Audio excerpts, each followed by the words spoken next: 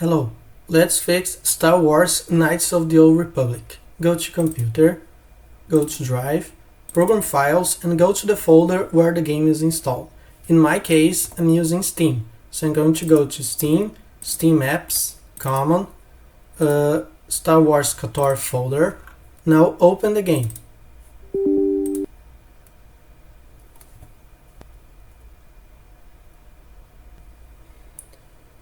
Now an observation. If for some reason your mouse cursor isn't working when you open the game, you can just close the game and open again. If you can't close the game because the mouse isn't working, you can press Alt F4.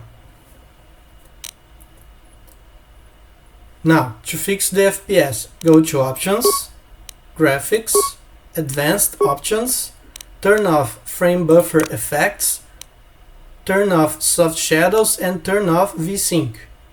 Click OK, click Close, and now you can play the game. Thank you for watching and subscribe to the channel to support my work.